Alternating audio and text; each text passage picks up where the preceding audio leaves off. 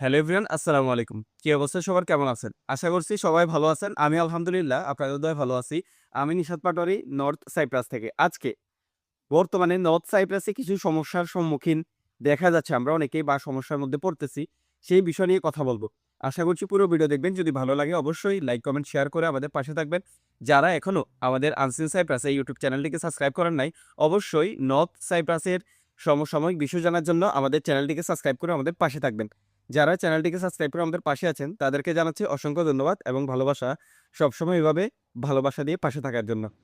বর্তমানে নর্থ সাইপ্রাসের যে সমস্যাটা আসলে সবচাইতে বেশি দেখা যাচ্ছে, সেটা হচ্ছে টাকা পাঠানোর বিষয়টা।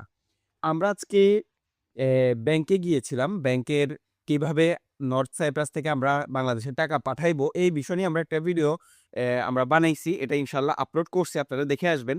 তাছাড়া আরেকটা যে সমস্যার সম্মুখীন হতে হয়, সেটা হচ্ছে বর্তমানে আপনারা জানেন যে বাংলাদেশীদের জন্য নর্থ সাইপ্রাসের ভিসা কিন্তু বন্ধ রয়েছে দীর্ঘদিন পর্যন্ত। যার কারণে যারা হুন্ডির মাধ্যমে টাকা পাঠাইতো, তাদের টাকা পাঠাইতে অনেকটা সমস্যার সম্মুখীন হতে হচ্ছে বলে এমনটা আমরা জানতে পেরেছি। বিশেষ করে অনেকেই আসলে টাকা পাঠাইতে পারতেছে না বাংলাদেশে। যারা হুডির টাকা পাঠাইতো বা হুডির টাকা পাঠানোর যারা কাজ করত, তারা টাকা নিচ্ছে না বলে এমনটা আমরা জানতে পেরেছি ইতিমধ্যে।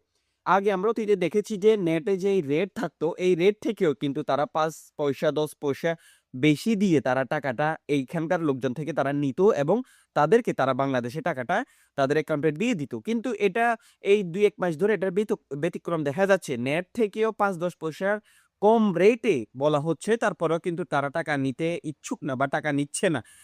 এই ক্ষেত্রে যেটা হয়েছে, আমরা যারা বা সাধারণ বাংলাদেশী শ্রমিক যারা নর্থ সাইপ্রাসে রয়েছে, যারা হুডির মাধ্যমে টাকা পাঠাইতো, তাদের আসলে বিভিন্ন সমস্যার সম্মুখীন হতে হচ্ছে এমনটা আমরা জানতে পেরেছি ইতিমধ্যে। অনেকে এসে আমাদেরকেও টাকা কিভাবে পাঠাবে, কার মাধ্যমে পাঠাবে বা কে টাকা বাংলাদেশে পাঠাচ্ছে, এমন সংবাদ জানার জন্য আমাদের কাছে আসে বা জিজ্ঞাসা করে। তো আসলে আমরা যাদের মাধ্যমে যারা টাকা পাঠাই, যাদেরকে আমরা চিনি, তাদেরকে আসলে এখন তাদের সাথে যোগাযোগ করে আমরা যেমনটা জানতে পেরেছি, তারা আসলে ইতিমধ্যে টাকা পাঠাচ্ছে না বা এবং তুর্কির যেই লিরা, এই লিরা তারা নিচ্ছে না। তবে টুকটাক অনেকেই পাঠাচ্ছে। তবে এটা আপনি ডলারে এক্সচেঞ্জ করে তারপরে আপনি এটা পাঠাইতে পারবেন, এমনটা অনেকের সাথে আমরা কথা বলে জানতে পেরেছি। এক্ষেত্রে আপনি যদি ব্যাংকে যদি টাকা পাঠান, তাহলে এখানে দেখা যায় যে আপনার অনেক টাকা এখানে আসলে উনারা কর্তন করে। এটা আসলে রেমিটেন্স হিসাবে নেয়। আমরা ইতিমধ্যে গিয়ে রিসেন্টলি আমরা কথা বলেছি যে ৬০০ ইউরো আমরা পাঠাইতে চাইছিলাম। তো এটা যদি আপনি মানিগ্রামের মাধ্যমে পাঠান, তাহলে সেক্ষেত্রে আপনার ৯৮ ইউরোর মতো ৬০০ ইউরোতে কেটে নেওয়ার মতো এরকমটা আমাদেরকে হিসাব দিয়েছে।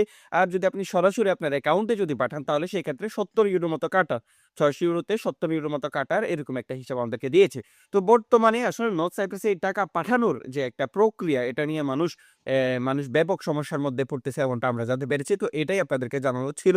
তো ধন্যবাদ সবাইকে। সবাই ভালো থাকবেন, সুস্থ থাকবেন। আবারও দেখা হবে পরবর্তী কোনো ভিডিওতে। ততক্ষণ ভালো থাকেন। আল্লাহ হাফেজ সবাইকে। আসসালামু আলাইকুম ওয়া রাহমাতুল্লাহ।